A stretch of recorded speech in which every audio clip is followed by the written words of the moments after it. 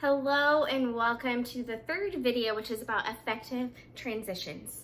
Now this is going to be a short and simple video for you because reality is you can go online and Google all sorts of transitionary phrases or techniques or anything like that to help you in transitions. So instead of giving you all of those, I am just going to invite you into my process.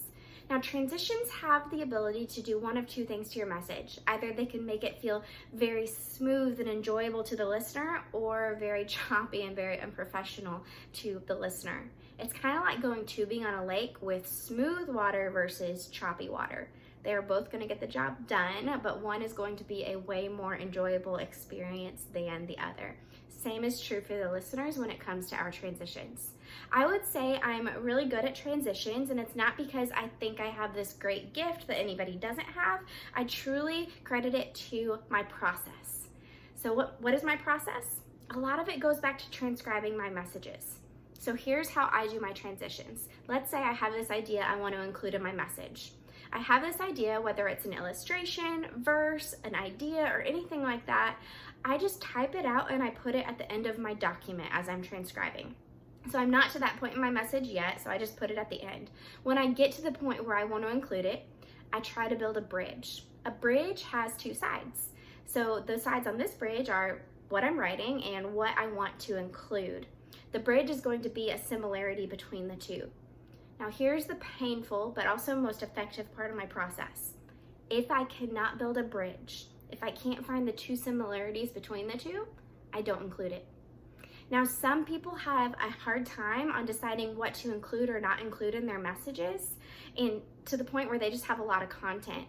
This helps me avoid that. It's painful, but it's effective, and that's one of the reasons why I have such good transitions, because I don't include it if I don't have a good transition to it. So I let it do the editing for me.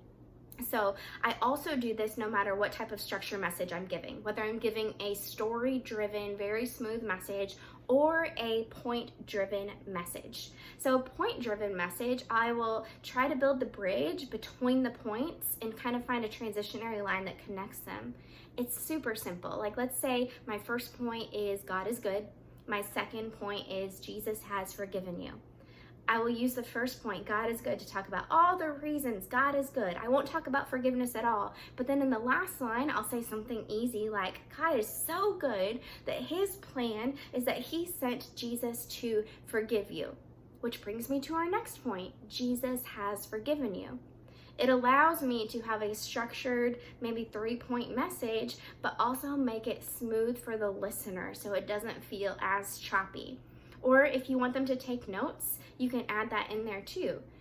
You can say, God is so good that he has sent Jesus to forgive you, which is our next point. So if you have a journal, write it down.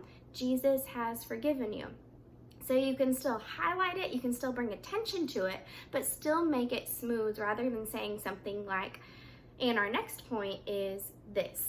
That's not bad. Sometimes that's called for in messages. My personal style is I like to make it as smooth as possible no matter what type of message I'm giving or what type of structure I am using.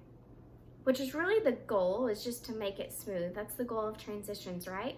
Transitions are not muddy. Transitions are concise. Transitions are clear. Transitions are smooth. It will make a huge difference to the listener. They will be able to follow you so much better in your message because, like I said, it's the difference between going tubing on smooth water versus going tubing on choppy water. I know this may seem vague if that's not really a process that you would like, but like I said, there are all kinds of resources online of transitions, transitionary phrases that you can go out and research. I'm not going to spend time on that. I just wanted to invite you into my process because, like I said, it has seemed to really be effective for my messages, and it's really treated me so well so far. I'm also really looking forward to our next video, which is all about how to deliver a message with passion and conviction. I'm so excited about that one, so I hope that you join me in that next video.